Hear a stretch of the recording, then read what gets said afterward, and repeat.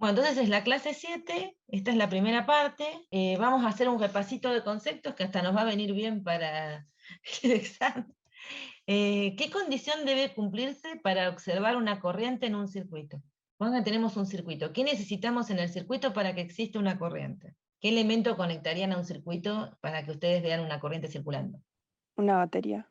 Una Una batería. diferencia de potencial, dicen en el chat, sí. ¿Y qué más pusieron? Creo que Claro, necesitamos algo que funcione como una fuente, una batería o un capacitor cargado, hasta con lo que sabemos hasta ahora, esa sería la condición que necesitamos. Conectamos batería o capacitor cargado y eso nos daría una corriente en el circuito. ¿Es posible observar una corriente en un circuito donde no se ha conectado una fuente, FEN o un capacitor cargado? Ustedes contesten con lo que saben hasta ahora. ¿Podríamos tener una corriente en un circuito si no pusimos, por ejemplo, una pila o un capacitor que esté cargado? ¿qué opinan? Claro, si yo conecto tres resistencias, las uno y cierro un circuito, ¿no? El borne de resistencia y armo un circuito de tres resistencias. Y no le pongo nada, nada en paralelo, nada intercalado entre las resistencias. No pongo una fuente en paralelo, por ejemplo, Acá en el chat dicen que no, después dicen que no deberías, salvo que se haya cargado de alguna forma. pero tendríamos que tener algún elemento para cargarlo, ¿no?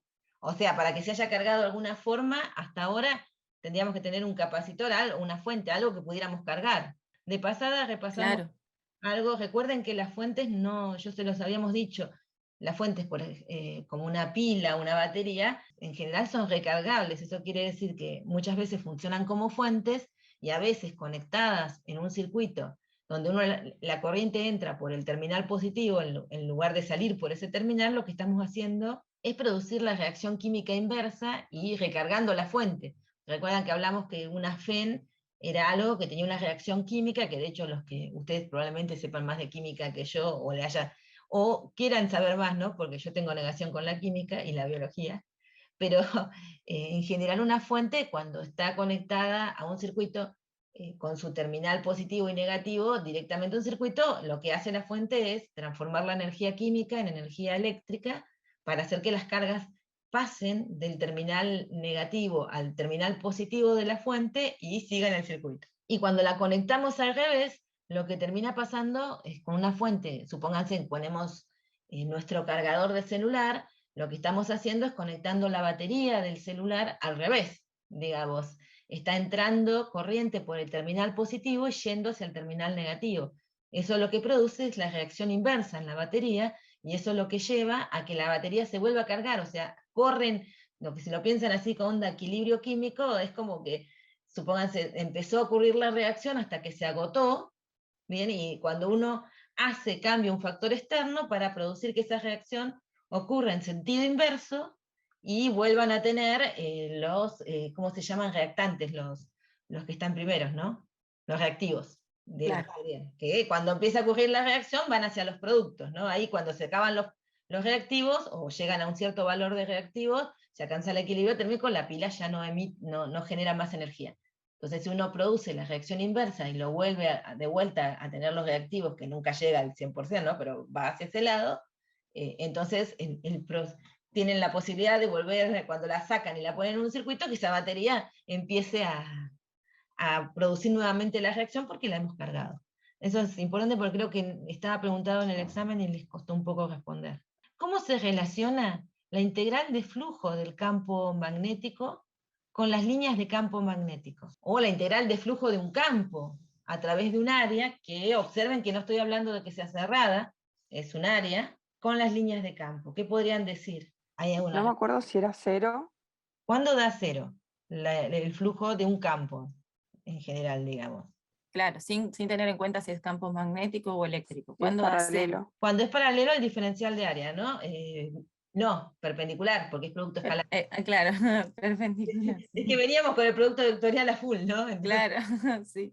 el producto escalar, ¿se acuerdan que es el módulo de los campos por el coseno del ángulo comprendido? Entonces, si son perpendiculares, el coseno da cero, perdón, el coseno da cero, ya sea el ángulo 90 o 270, ¿no? Pi sobre 2 o 3 pi sobre 2. Claro. Entonces, si son perpendiculares el campo y el diferencial de área, El no da flujo cero. ese les da cero. Y eso significa que las líneas de campo están tangentes a la superficie, ¿bien? Porque si son Claro. perpendiculares al diferencial, y lo que quiere decir es que básicamente no la atraviesan. Tal cual, eso me estaba imaginando yo, que no la atraviesan. O sea, para que dé cero, o puede ser que el campo sea cero, por ejemplo, el área sea cero, y esta de que sean perpendiculares. Pero después, para que nos dé más... Esos son como, perdón, Mari, eso es como decimos a veces son los casos triviales, ¿no? Sacando los casos triviales, que decir, bueno, esto me da cero si el campo es cero, o si el área es cero, la posibilidad que tengo de que ese flujo de cero es cuando justamente la orientación entre el campo y el diferencial de área cumple con algún múltiplo de 90 grados, ¿no? Que en ese caso justamente es cuando el producto escalar da cero. Lo que da cero ahí es el producto escalar de esos dos vectores. Claro, y después irá dando valores que van a depender obviamente del área, de la intensidad del campo, que la intensidad del campo está relacionada con el número de líneas de campo que atraviesan el área. ¿Se acuerdan que cuando más líneas de campo imaginamos, más intenso es el campo en esa región? Bien, entonces está relacionado con eso. Entonces, si tienen un campo más intenso, obviamente el flujo va a dar más.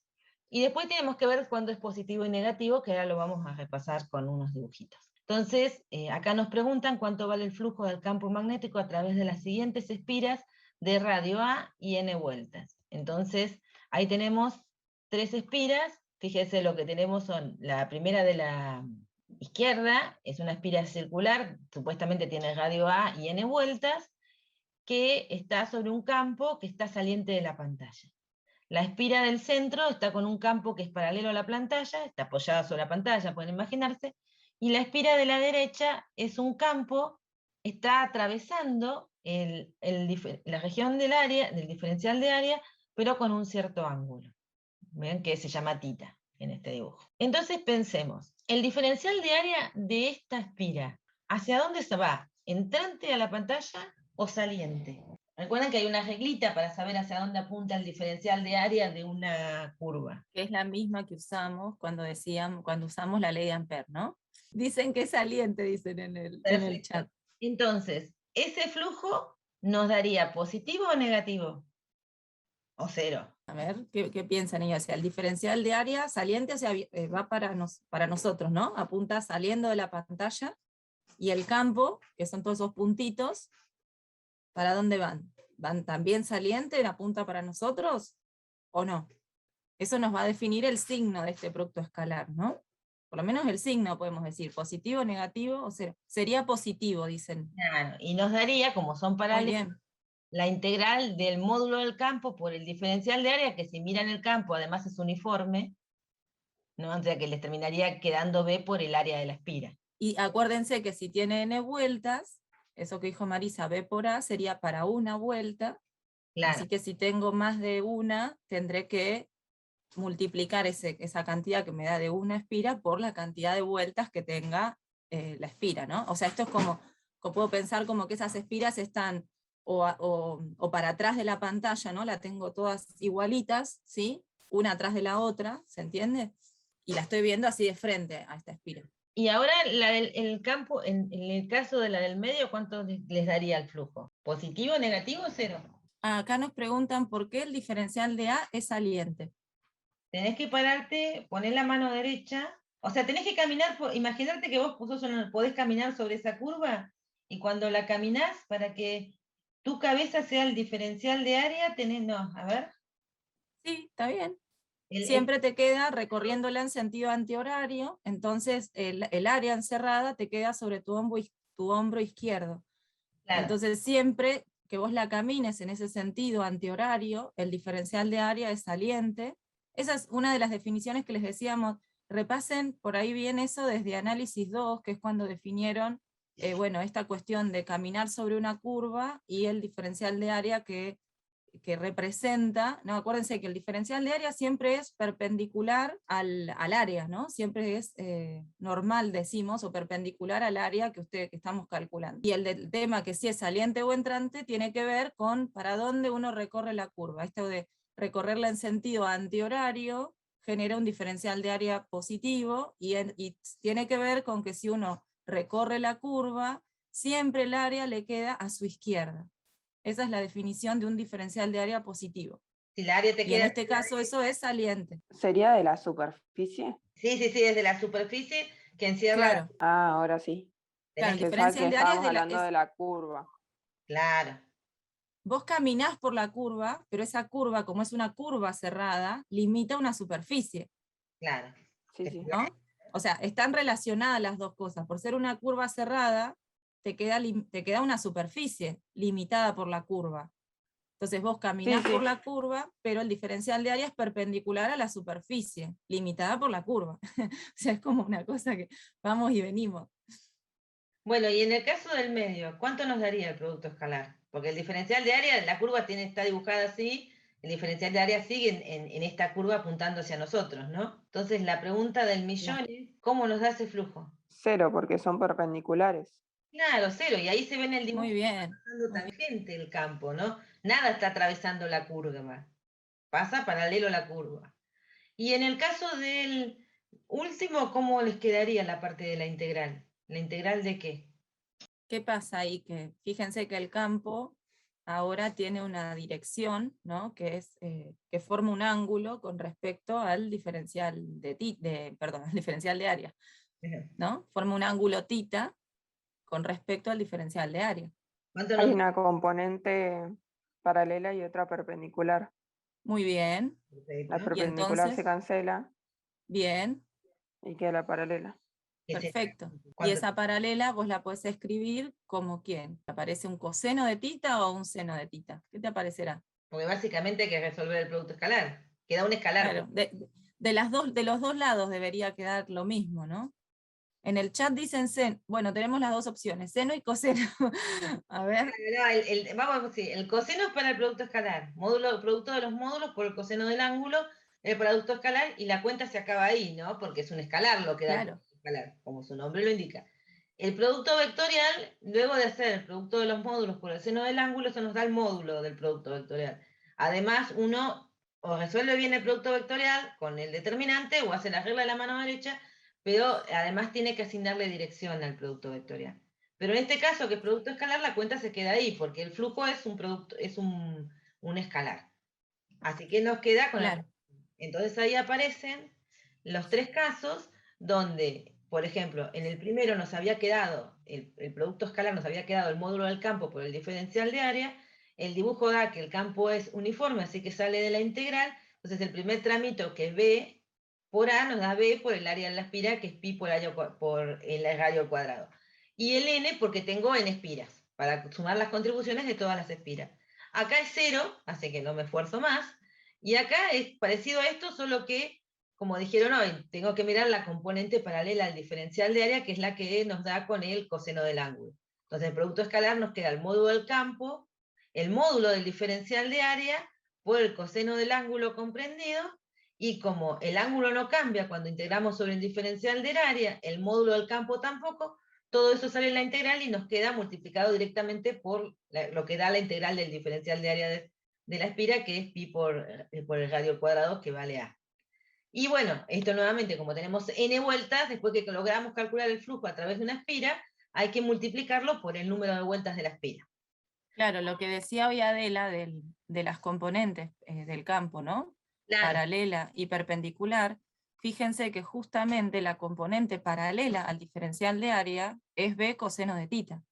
Y entonces si ustedes tendrían esa componente que ya va en la dirección de diferencial de área, digamos, por el diferencial de área es como que ya resolvieron el producto escalar si toman solo esa componente, porque lo están transformando como en el primer caso. Lo único que en vez de que el módulo del campo sea B, ahora el módulo del campo es B coseno de θ. ¿Se entiende? Por eso les decía, de los dos lados, resolviendo el producto escalar en la integral, o viendo las componentes del campo, de los dos lados les tiene que dar lo mismo, ¿sí? Lo único que tengan cuidado de descomponer bien ese vector B ahora con respecto al diferencial de área. Por eso ahora tengan cuidado porque queremos ver la componente que en este caso sería una componente vertical, ¿sí? Por eso por ahí los confundió, porque el ángulo está medido respecto al diferencial de área, ¿sí? Claro. Entonces es el coseno lo que nos interesa acá. ¿Está bien? Por las dudas, para que quede ahí más cerradito eso. Preguntamos abajo, ¿contradicen las respuestas que dimos a la ley de Gauss para el campo magnético? Que por si no se la acuerdan, era que la integral de flujo del campo magnético daba 0. Este es el resultado de que nos dé un flujo distinto de 0 en las cuentas que hicimos ahí. ¿Contradicen la ley de Gauss para el campo magnético? Bueno, pero ¿qué pasa con la ley de Gauss? ¿Qué opinan? ¿La tenemos que tirar a la basura y volver a plantear otra cosa? ¿O la ley de Gauss? Bueno, acá dicen que en el chat que la ley de Gauss habla de superficies cerradas. Muy bien, aparte se ve Excelente. se ve en la integral. Bien, acá estamos hablando de la ley de Gauss. Si yo hubiese encerrado esto con una superficie cerrada, todo lo que entra por una cara de la superficie sale por la otra.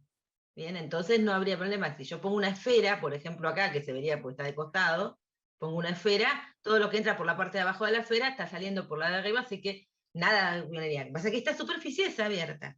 Bien, y la ley de Gauss para el campo magnético lo que nos dice es que no podemos aislar los polos. O sea, nunca vamos a tener un polo norte o un polo sur. Siempre vamos a tener un dipolo magnético. Siempre va a estar el polo norte y el polo sur.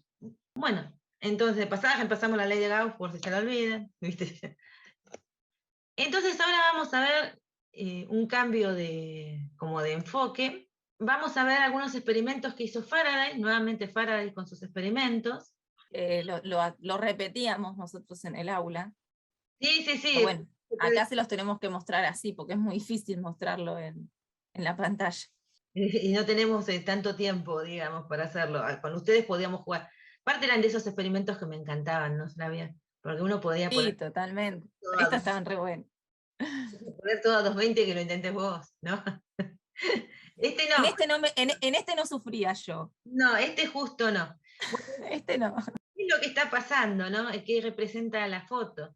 Usted dice una foto movida, no, bueno, recuerden que esta mano lo que está haciendo es moviendo, lo que tiene en la mano es un imán, entonces lo que está haciendo es introduciendo y sacando un imán, y lo que tienen acá es un bobinado, o sea, esto que se ve color cobre es cobre, es hilo de cobre, y está armando un bobinado, tipo solenoide, que ellos dos extremos del hilo de cobre están conectados a esto que vendría a ser un amperímetro.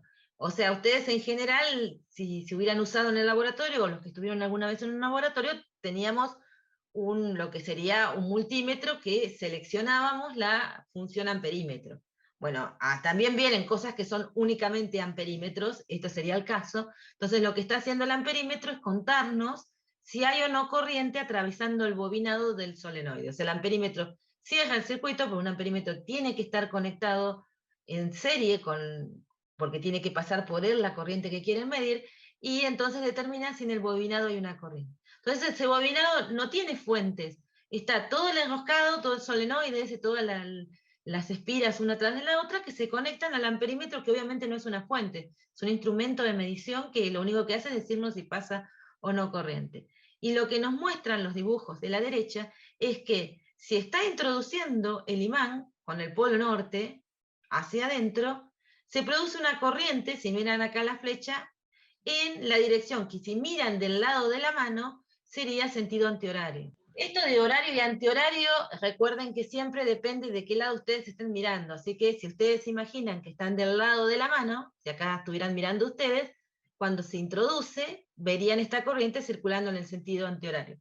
Yo cuando hagan un examen o les pregunten en qué sentido circula, sobre todo cuando hablemos de estas corrientes inducidas, yo les diría que hagan siempre un dibujo, porque el sentido horario y antihorario se refiere siempre a qué lado están mirando, pero el dibujo no. ¿Viste? El dibujo uno lo ve para dónde va. Bien, entonces, este dibujo representa a una de las espiras, o sea, representa la idea que tiene esto, ¿no? Pero claro, con una sola espira no alcanza el efecto, por eso usan este solenoide para mostrarlo, ¿no? Pero acá es un esquema donde les muestran, Claro.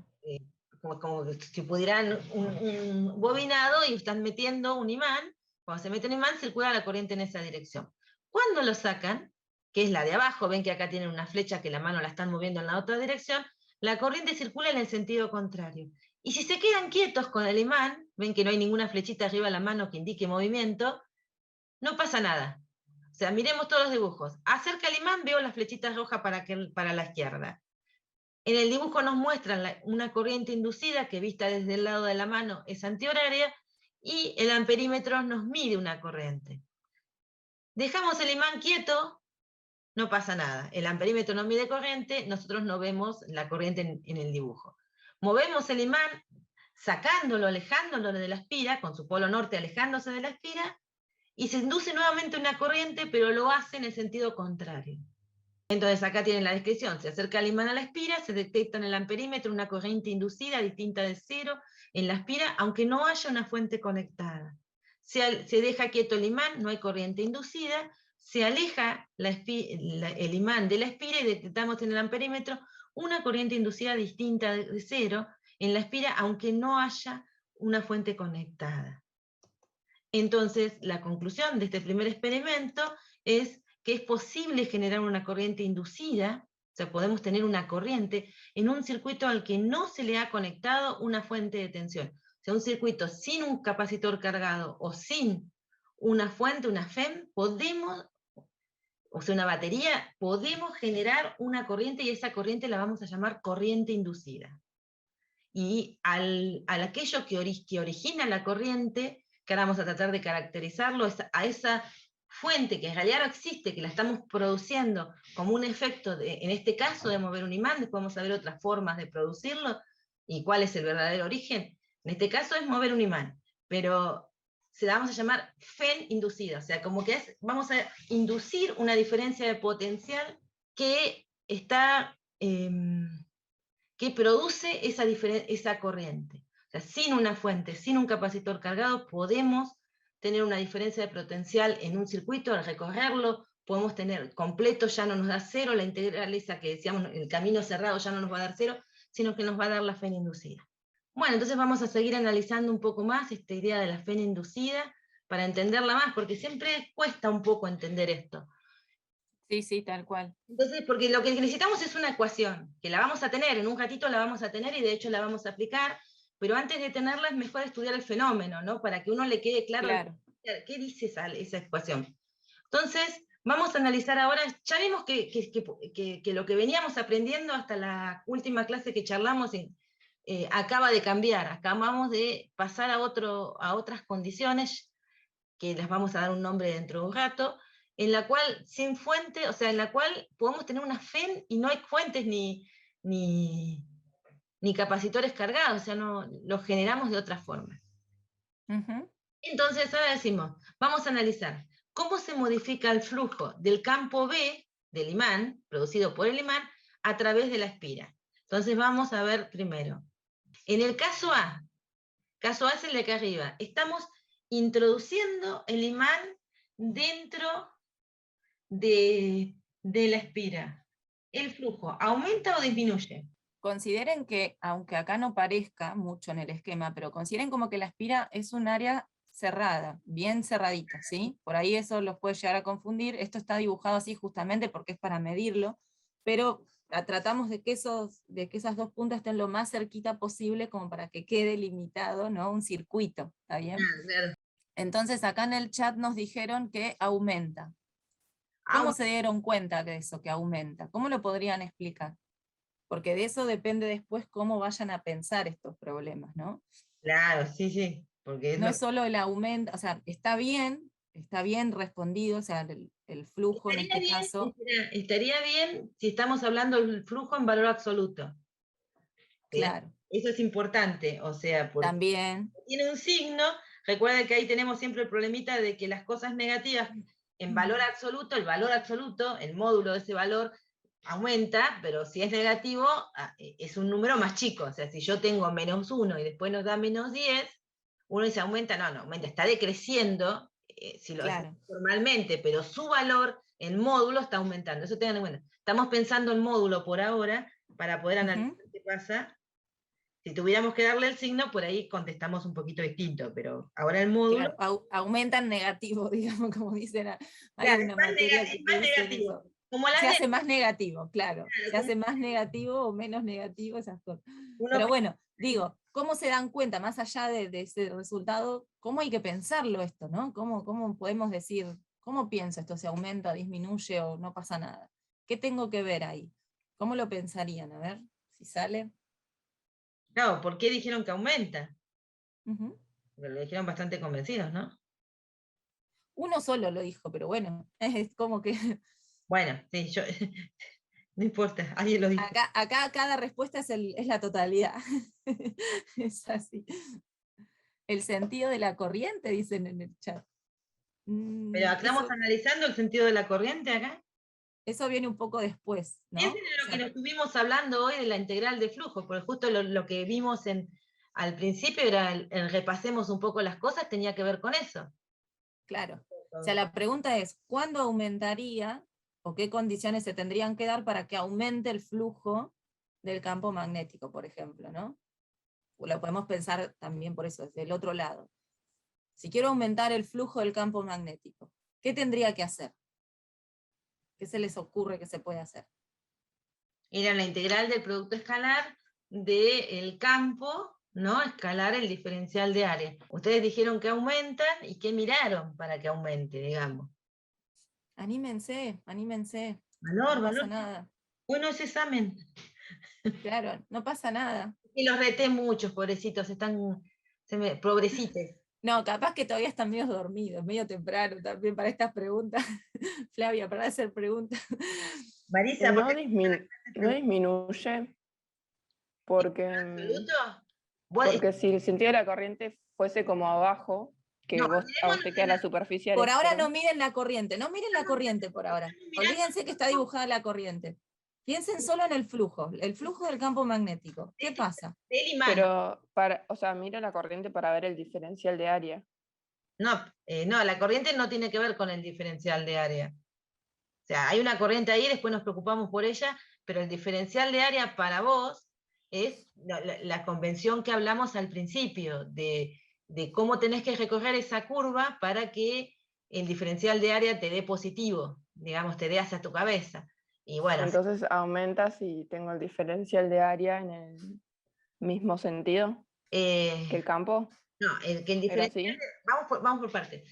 Si el diferencial de área está en la misma dirección que el campo, ¿sí? El flujo te va a dar positivo. Y si el diferencial de área está en la dirección opuesta al campo, o a la componente que va en la dirección del diferencial de área está en dirección opuesta, te va a dar negativo. ¿Sí? Eso es válido. El flujo más es proporcional al número de líneas de campo que ves. O sea, cuando más líneas de campo tenés, más líneas de campo atraviesan el área y más flujo vas a tener en valor absoluto, ¿no? Porque, o sea, vos podés decir, yo tengo un número más grande porque es más intenso el campo, como decían recién ahí en el chat. El campo de un imán es más intenso cerca de los polos, ¿no? Cerca de los extremos del imán, que lejos. Entonces, a medida que lo acerco al imán, a la espira, justamente sucede que tengo más líneas de campo que atraviesan el área de la espira. Eso se traduce en las ecuaciones que vemos con que el campo, la intensidad de este campo B, es mayor. ¿Nos siguen hasta ahí? Sí. Ahora, lo que decía Marisa al principio, esto de que miremos el flujo en valor absoluto. O sea, no me preocupa por ahora tanto para dónde apunta el diferencial de área, ¿sí? O sea, no me está importando tanto el signo del flujo, sino el comportamiento del valor absoluto, ¿sí? O sea, lo que estoy viendo es, si tengo más líneas de campo que atraviesen el área de la espira, entonces tendré un flujo mayor. Si tengo menos líneas de campo que atraviesan el área de la espira, tendré un flujo menor. ¿Eso se entiende? ¿Lo pueden visualizar? Porque si ya eso lo van entendiendo, después todo se hace un poco más fácil. Claro, tenemos que entender eso primero, es el primer paso. ¿Podrías repetir, por favor? Sí, lo intento. Vamos a ver. Primero que nada, recuerden esta condición importante de los imanes, ¿no? Los imanes tienen campo magnético más intenso, mayor cantidad de líneas de campo cerca de los polos. Claro, a medida que nos alejamos, perdón, Mari, ¿cómo? Como está en el dibujo, que si se acercan al polo, con esta espira logran agarrar líneas de campo. Claro. Entonces, a medida que ustedes acercan el imán a la espira, justamente van a tener mayor cantidad de líneas de campo que atraviesan el área de la espira. Eso se traduce en un aumento del valor absoluto del flujo, ¿sí? Más líneas de campo atraviesan el área, entonces el flujo en valor absoluto es mayor. Por lo contrario, si tengo cada vez menos líneas de campo que atraviesen el área, en valor absoluto el flujo es más bajo, es menor. ¿Sí? Queremos que aparezca de a uno. Bien, entonces ahí fíjense que claro. el valor absoluto del flujo está aumentando porque hay más líneas de campo, porque acá supónganse que uno sigue, acá dibujó algunas líneas de campo, pero esto tiene más, digamos. Entonces, cuando más Sí, tal cual. más líneas de campo logra enlazar la espira. O sea, acá habría más, en esta posición, por ejemplo, deberíamos dibujar algunas líneas de campo más, que no están logradas, no son tomadas por la espira, pero cuando vos te acercás un poquito más, lográs dejar otra línea. A eso se refiere. O se pueden imaginar que si aleja, ahora cuando veamos que aleja el imán, vamos a ir perdiendo líneas, porque en algún momento alguna de estas que están en los extremos las vamos a perder, ¿no? Claro, tal cual. En este caso, que dejo al imán quieto, ¿qué le pasa al flujo en valor absoluto? ¿Cambia? ¿Aumenta? No cambia, dicen en el chat. No cambia, tenemos la misma, porque como está quieto, Muy bien. entonces la variación es no el flujo sigue existiendo, lo que varía, la variación de ese flujo es 0. Y en el caso de abajo, ¿qué pasa? ¿Aumenta o disminuye en valor absoluto el flujo? Acá el caso de abajo nos estamos alejando el polo norte del imán. Seguimos moviendo la mano para allá. Por ejemplo, pueden prestar atención a qué le pasaría, por ejemplo, a esta línea, que el imán lo seguimos moviendo. En el chat pusieron disminuye, Mari. Claro, disminuye.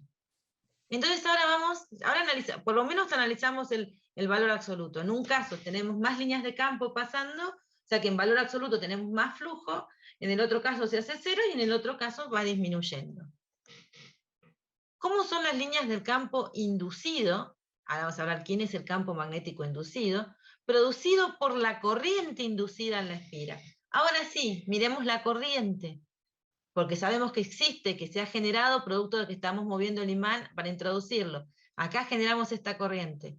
No miremos el imán, no miremos las líneas de campo del imán, solo la espira y la corriente. ¿Hacia dónde va el campo que genera esa espira? ¿Hacia la derecha o hacia la izquierda? Hacia la derecha. Claro, va hacia la derecha. Bien. Y en el caso... Bien. A ver, vamos a ver. Ahí tienen un dibujo de cómo sería el campo de una espira. No sé si alcanzan a ver la flechita. Recuerdan que el campo de la espira lo habíamos calculado hace un montón cuando empezamos con campo magnético. En realidad calculamos el campo del eje de la espira y después dijimos que si nos movíamos iba a tener esta forma, ¿no? Entonces, como dijeron recién, la componente que nos interesa, la componente que es paralela al diferencial de área, nos da la misma, hacia la derecha. Bien. En el caso del medio, ¿cómo serían las líneas de campo magnético de esta espira? Producidos por la corriente inducida en esta espira. ¿Hay corriente inducida? No. No, entonces ¿podemos tener un campo inducido? No hay campo, dicen en el chat. Claro, no hay campo, solo tenemos el del imán, el de la corriente, Tal cual. sin líneas de campo inducido. ¿Y el de abajo? ¿Para dónde? Fíjense que está dibujada la corriente, ¿no? Que mirada Claro. desde la mano, ahora es horaria la Va corriente. para allá, la corriente así. Para la izquierda. Muy bien. Entonces ahora tienen, fíjense la espira, y tienen Claro, el campo, las flechitas apuntando para la izquierda. para el otro lado. Entonces la componente paralela al diferencial de área de esa espira nos va a dar para la izquierda. ¿Cómo es el flujo del campo inducido en relación al flujo del campo magnético del imán? Esta pregunta está como, ¿viste? Es como que, la tengo que leer despacito otra vez. ¿Cómo es el flujo del campo inducido en relación al flujo del campo magnético del imán? Acá lo que estoy apuntando es un poco a la dirección de ese flujo. Si van en la misma dirección, si va a favor, o sea, si el campo inducido aumenta el flujo del imán, o sea, cuando se suma el flujo del imán, o se resta con el flujo del imán. En ese sentido está preguntando. Entonces miremos el de arriba. ¿Qué opinan? Cuando sumo el flujo del imán más el flujo del campo inducido, ¿los sumo o los resto? O sea, ¿tienen el mismo signo o signos contrarios? Se restan, dicen en el chat. En el medio, nada, ¿no? Porque no tenemos campo. No había, claro. ¿Y abajo? ¿Y en el de abajo? Se suman. Se suman. Entonces, ahí va, se restan. Fíjense que acá 0 y en el otro se suman. Entonces, la fuente inducida, produce una corriente inducida, acá venimos, o sea, se va a generar una FEN, algo que produce esa corriente. Después vemos qué hacemos, cómo caracterizamos esa FEN, que es la fuente inducida, que en realidad la fuerza electromotriz inducida, que en realidad no está producida por ninguna fuente. Pero esa es la evidencia de esa FEN inducida, nosotros la podemos detectar poniendo con esa espira, que me dice que hay una corriente inducida en la espira, que lleva un campo inducido, por una corriente en la espira tiene que haber un campo, cuyo flujo, observen bien, se opone a la variación del flujo del imán. ¿Ya? Porque fíjense que acá aumentaba el flujo del imán hacia la derecha, y el flujo de la corriente del campo magnético inducido, aumentaba el flujo del imán hacia la izquierda, y el flujo del campo magnético inducido era hacia la derecha, contrarrestando ese aumento. Pero cuando disminuía el flujo hacia la izquierda, la corriente inducida fue tal que se sumó al flujo del campo magnético, o sea, generó un flujo que se sumó al flujo del campo magnético para compensar esa variación. No sé si se alcanza a entender, porque esta es la parte más difícil. Los flujos no se oponen necesariamente. O sea, el flujo inducido no se opone al flujo del campo magnético, sino se opone a su variación. Cuando acá decrecía el de abajo, decrecía el flujo del campo magnético del imán, que era hacia la izquierda, la corriente inducida generó un flujo inducido también hacia la izquierda. Pero cuando el flujo aumentaba hacia la izquierda, la corriente inducida generó un campo magnético inducido que llevó a un flujo inducido que fue hacia la derecha, contrarrestando ese aumento. Para los que son de química o algo así, ese tipo de comportamientos se conocen como principios de Le Chatelier o Le Chatelier-Brown, cuando hacen cosas con química, o en termodinámica, porque tienen que ver con las condiciones que uno trata de hacer para que los sistemas lleguen a un estado de equilibrio. Bueno, acá es algo parecido, acá estoy produciendo una perturbación, estoy produciendo un efecto al meter el imán dentro de la espira, y en el sistema que sería la espira, se está produciendo un efecto que trata de contrarrestarlo. ¿Esto lo pudieron seguir?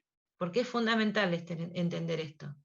Sí, lo importante que les tiene que, igual creo que ahora empezamos a hacer algunos ejemplos, ¿no? Seguramente de aplicaciones de esta ley, pero importante entender que se genera una FEM inducida, por lo tanto va a haber una corriente inducida en la espira, siempre que haya una variación del flujo del campo magnético, ¿sí? Entonces, claro, por eso, vamos despacito igual. Lo importante primero es reconocer que tiene que haber una variación de flujo de un campo magnético para que se genere una corriente en el circuito que estamos analizando, en este caso en la espira. Eso primer punto. Después nos tenemos que preguntar cómo varía ese flujo, o sea, si está aumentando o disminuyendo, ¿sí? Que fue la primera pregunta que tenemos acá en esta filmina. Y ahí, una vez que reconocemos si está variando, o sea, fíjense que el caso B no nos ayuda en nada, porque como no hay variación de flujo, no hay corriente inducida, no pasa nada, pero en el caso A o C sí, ¿no? Tenemos o aumento de flujo del valor absoluto o disminución. Entonces la pregunta también que nos podemos hacer es decir, bueno, ¿qué podría hacer la espira, pensando en que si podría hacer algo, ¿no? ¿Qué podría hacer la espira para contrarrestar esa variación de flujo? Entonces, si el flujo está aumentando, justamente, fíjense que el flujo aumenta porque las líneas de campo del imán apuntan hacia la izquierda, ¿no? Entonces, para contrarrestar ese aumento del flujo, lo que hace la espira es generar una corriente, ¿sí? Que a su vez genera un campo inducido en contra de las líneas de campo, ¿no? del imán. ¿Por qué? Y porque así justamente compenso esa variación de flujo. Si generaría un campo a favor, seguiría aumentando el flujo, y esto nunca recupera una posición de equilibrio, un estado de equilibrio, como decía Marisa recién. O sea, esta corriente... Sería producir O sea, producir una perturbación y que la cosa se crezca y no... Claro, y eso no existe, no va a seguir creciendo, o sea que, claro, ¿no? El efecto, no producirlo al revés. Tal cual. Entonces, fíjense que si lo piensan así, decir, bueno, si el flujo está aumentando, uno podría decir, bueno, a veces uno dice, bueno, ¿para dónde está aumentando? A veces esas cuestiones por ahí se nos escapan, en el sentido de que en valor absoluto está aumentando, ¿no? O está aumentando en el mismo lado que apuntan las líneas de campo del imán, digamos, ¿sí? Entonces, tendría por eso, si el flujo aumenta, o el valor absoluto del flujo aumenta, si el campo apunta hacia la izquierda, tendría que generar un campo que se oponga a ese para contrarrestar esa variación de flujo. Y ahí es donde les queda el sentido de la corriente que está dibujada ahí también, ¿sí? O sea, uno lo puede pensar primero por el campo, para dónde tiene que apuntar el campo inducido, y entonces de ahí deducir para dónde va la corriente, ¿está bien? Es lo mismo que fuimos haciendo acá, la diferencia es que acá ya estaba dibujada la corriente, entonces analizamos por qué se había producido de esa manera, ¿sí?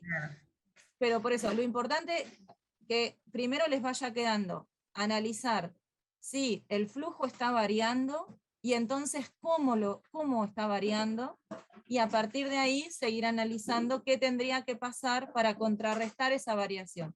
Claro. Eso es lo que dice un poco la ley de Faraday, bueno, y la de Lenz, ¿no? Combinadas matemáticamente. Y ahora vienen, en un ratito. Bien, vamos. Bueno, vamos a hacer uno de los problemas, porque ya tenemos suficiente información, así que lo que sea que analizamos ahora está directamente relacionado con un problema de la práctica, que lo van a charlar con nosotros y supongamente lo van a charlar también con Tofi. Fíjense que esto es prácticamente lo mismo. Acá tenemos un imán con el polo norte apuntando hacia una espira. La espira es la circunferencia que tienen dibujada acá. Y la carita feliz nos representa a nosotros. Nosotros estamos mirando desde ese lado. Fíjense que el lado desde el que estamos mirando es justo el lado que corresponde al diferencial de área positivo, ¿no? Hacia dónde tiene que apuntar el diferencial de área, el vector diferencial de área. Pusimos la carita feliz en el lado donde está la punta del diferencial de área. Ahí creo que... Claro, que el diferencial de área apunta para la carita, para nosotros, entonces es positivo. Claro, en esa condición lo tenemos definido positivo. Bien, entonces vamos a ver qué nos preguntaba el problema 1. Dice, ¿cambia el flujo del campo magnético a través de la espira cuando el imán se acerca? Y después nos preguntan cuándo se aleja. ¿Cómo cambia el flujo magnético a través de la espira cuando el imán se acerca? Y después nos preguntan cuándo se aleja. Entonces vamos a mirar cómo cambia el flujo cuando acercamos el imán con el polo norte de ese lado. Podríamos empezar por preguntarnos primero si el flujo es positivo o negativo. Bueno, dale. Porque ahora le vamos a sacar las barras de valor absoluto, vamos a ser más cuidadosos en su análisis. ¿Es positivo? Okay. Es positivo, dicen en el chat. Es positivo. ¿Aumenta o decrece cuando el imán se acerca? A ver, ¿todos se dan cuenta que es positivo? Claro, si empecemos por ahí. ¿O alguien no se está dando cuenta? Pero ahí no tenés que determinar el sentido en que recorres la curva. Y el sentido en que recorres la curva, ¿para dónde te daría el diferencial de área? Pensate vos caminando sobre la curva para que te quede la curva a la izquierda. Entonces podemos decir que es positivo o que es negativo, si nosotros lo vamos a determinar.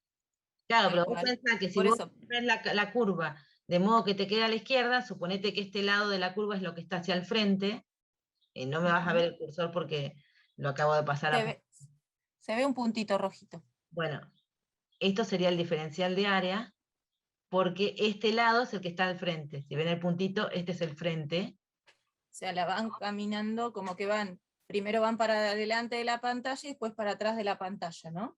Claro, caminan así. Y si caminan así, el lado izquierdo les queda, a su hombro izquierdo les queda el interior de la curva. Entonces su cabeza está para este lado. ¿Sí? Eso. Si la caminaran al revés, les queda al lado derecho, en el hombro derecho, entonces el diferencial de área iría para el otro lado. Tal cual. Si la caminan y les queda el hombro izquierdo dentro de la curva, o sea, en la dirección que recorren la curva, les queda el hombro izquierdo dentro de la curva, entonces el diferencial de área está en su cabeza, la flecha. Claro, ¿podés marcar ahí el sentido? Pero lo que pasa es que joder. Es que puede confundir si marcamos, porque después vamos a dibujar ahí una corriente, y si la dibujamos por ahí, los puede confundir. Espérate, podemos hacer esto. Podemos, si no, dibujarla, claro, en un costadito, como para decir para dónde la recorremos. Y cómo nos preguntan, ¿cómo eligen para dónde la recorren o siempre es para ese lado? No, ustedes recórranla para el lado que les pinte mejor. Si les queda el hombro derecho, mirando hacia el interior de la curva, el diferencial de área, la flecha del diferencial de área está en sus cabezas. Entonces, ustedes se paran acá, son una personita parada acá, ¿sí? Acá va la personita. Y la personita sigue esta dirección, van a ver que la izquierda está acá. Vamos a ponerla acá. No puedo ponerle los ojitos porque me quedo chiquito, para que sepan. ¿Está bien? La personita recorre así, ustedes se paran y van caminando la curva siguiendo la dirección de la flecha, haciendo... Miren que es difícil dibujar direcciones en... Así está haciendo la personita, ¿sí? Recogen la curva así, van a ver que les queda el lado izquierdo del hombro izquierdo hacia el interior de la curva, y eso significa que el diferencial de área apunta con la cabeza. Por eso Marisa hoy les decía, el signo tiene que ver también desde dónde lo estamos mirando un poco, ¿no? Por eso es importante, nosotros lo estamos mirando donde está la carita esta, ¿no? Estamos mirando desde este lado. Entonces, desde este lado, el diferencial de área es positivo si recorremos la curva en un determinado sentido. Eso es lo que estamos diciendo, ¿sí? Y entonces podemos, justamente si nosotros queremos analizar el signo del flujo, ¿sí? Tenemos que tener cuidado con eso, porque entonces, justamente, si el campo y el diferencial de área son paralelos, no antiparalelos, sino que sean paralelos, entonces van a tener un signo. El flujo va a tener un signo. Ahora, si el campo y el diferencial de área son antiparalelos, bueno, el flujo va a tener otro signo. Y eso, en parte, depende justamente de todas estas definiciones que estamos dando. ¿Está bien? Que no está mal que paremos y lo analicemos. Pero por eso les decíamos, cuidado que esto, si ustedes quieren analizar bien por qué es así o qué, vayan a análisis 2. Ahí se definió esta parte de la relación entre la circulación de una curva y el diferencial de área justamente de la superficie limitada por la curva. No quería volver a decir área, y no me salió otra palabra. En todas las circulaciones, también lo usamos en Ampère. Tal cual, tal cual. Lo usamos en Ampère. Lo que pasa es que por ahí hay tantas cosas que se aprenden juntas que se les pasa. Pero yo estoy segura que lo dijimos al menos 10 veces eso en Ampère. Sí, el tema es que en algunos textos, no sé Mari si coincidís, pero en algunos textos por ahí dicen, bueno, el diferencial de área apunta al lado que estoy mirando, ¿no? O sea, Sí. si yo miro del lado este que está acá, pongo el diferencial de área que apunte. Eso me fijo si va a ser positivo o negativo de acuerdo a cómo me quedaba en la curva. Claro. También esa es otra manera de pensarlo. Pero es otra definición también. No sé si eso ayuda más o no, pero bueno. Nosotros siempre fuimos a las definiciones que sabemos que ustedes han estudiado, que les han dado, porque la análisis esa la cursamos todos, digamos, no importa en qué momento, y esas definiciones seguramente las manejaron. ¿Con qué grado de formalismo se cursó, diga? Tal cual, sí, por ahí también. Ustedes no lo cursan tan formal como nosotros, y puede causar que por ahí algunas cosas se pasen un poco por alto y cuando aparecen acá de vuelta no las vean tan claras, digamos. Es fundamental saber hacia dónde va el diferencial de área positivo, o sea, cuál es la dirección saliente, porque, qué sé yo, si uno tiene una superficie cerrada no es tan difícil saber la dirección saliente, ¿no? Pero cuando es abierta, bueno, ¿cuál es la dirección saliente?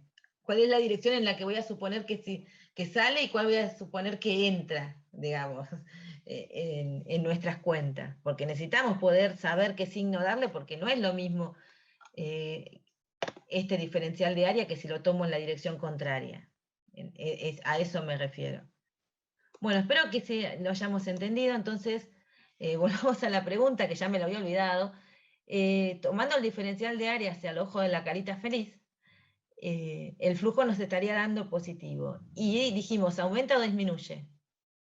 Habían dicho que aumentaba. Bien. Entonces la pregunta... verdad que contesté la otra también. Claro, el tema era, bueno, aumentaba porque habíamos dicho, porque si lo acercábamos, ¿no? Si acercamos el imán a la espira, o sea, ¿cómo explicamos que aumenta? Porque también ahí, estas son cosas que ustedes van a tener que justificar, ¿no? ¿Cómo explican que aumenta? Si les el preguntan flujo? que no pueden decir aumenta y cortar ahí la explicación porque... Claro, sonamos.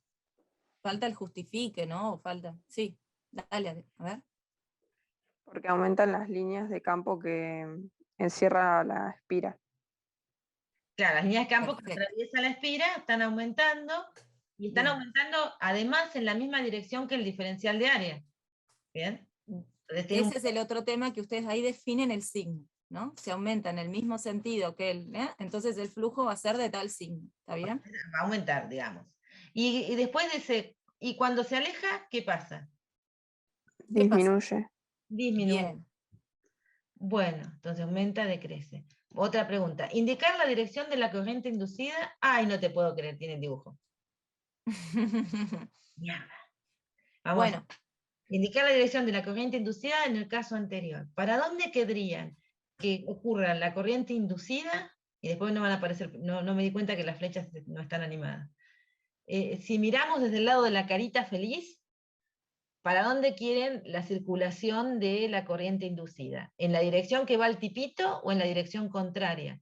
Para el caso de que acerquemos. Esta es la parte. En la que va el tipito. En la que va el tipito nos daría un campo inducido, ¿en qué dirección? Sería izquierda. No sé. Caminá con el tipito. La corriente va con A mí me da para la derecha. Claro, fíjate que... Tendría que ser al revés, así se contrarrestan. Claro, fíjate, para la que estaba contando, poner las uñas como si fuera el tipito y girá. ¿Hacia dónde te da el dedo pulgar? Bien. El tipito viene hacia nosotros. Bien. Si el lado del frente de la espira está... Entonces eso nos termina dando, si nosotros lo hacemos con el tipito viniendo hacia nosotros, nos da un campo hacia la derecha, y eso lo único que hace es aumentar el flujo magnético, porque va a sumarse a las líneas de campo del imán que están aumentando porque estoy acercando el imán. ¿Se entiende eso? Si quieren les muestro, ven, es así. Esto sería mirando desde la carita del tipito. Nosotros, si lo hacemos en la dirección que vos, a ver qué aparece, si lo hacemos en esta dirección, o sea, mirando desde la carita del tipito, para que hay dos tipitos, ¿no? Mirando desde la carita verde feliz, ¿sí? Y haciendo que el tipito camine sobre la curva en esta dirección, sería este dibujo. El tipito caminaría en esta dirección. Si uno quisiera esa circulación de corriente, esta circulación de corriente hace un campo saliente hacia nosotros, que si nosotros estamos ubicados como esta carita feliz, sería un campo hacia la carita feliz. ¿Bien? Eso lo que termina generando son líneas de campo que se suman a las que está dando el imán, y encima como estaba creciendo la del imán, entonces estamos, en vez de contrarrestando el efecto, aumentándolo. Entonces, ¿cuál de las dos curvas elegirían ustedes para representar, contrarrestar el efecto, ¿no? Para ver la corriente inducida? El de la izquierda, dicen en el chat. El de la izquierda, fíjense, si somos la carita feliz, ponemos nuestra mano sobre esto, nos va a dar un campo entrante en la pantalla. Si giramos y nos ubicamos en este dibujo, ese campo entrante en la pantalla apunta hacia la izquierda, que es lo que queremos, para contrarrestar, porque lo que estamos haciendo es sumando líneas de campo hacia la izquierda, y el imán está aumentando líneas de campo hacia la derecha, o sea que estamos logrando el efecto de contrarrestar esa perturbación que producimos al acercar el imán. Así que la primera se corresponde con el primer caso, se acerca al imán. Entonces, evidentemente esta tiene que ser la de se aleja, ¿no? ¿Por qué tiene que ser la que se aleja? ¿Se dan cuenta que esa tiene que ser la de que se aleja? ¿Para dónde que necesitamos esa corriente? ¿Las que indican las flechitas? ¿Cómo explicarían? No sé, para contrarrestar. Siempre es para contrarrestar, claro, pero en esta, o sea, justamente en la ley de Faraday nos tenemos que empezar a acostumbrar a eso, ¿no? A que la corriente inducida va a generar un campo inducido que se va a oponer a esa variación de flujo, ¿no? Entonces siempre este concepto de que se va a oponer a la variación, eso lo tenemos que tener súper presente siempre. El tema es en los ejercicios que por ahí que les van a pedir que hagan, o sobre todo en el parcial también, justamente la situación por ahí va a ser que ustedes tengan que decir cuál va a ser el sentido de la corriente inducida. Entonces, para eso todo este análisis lo tienen que poder manejar. Entonces, justamente, ¿cómo se darían cuenta para decidir un sentido de la corriente inducida? ¿Qué es lo que tienen que mirar?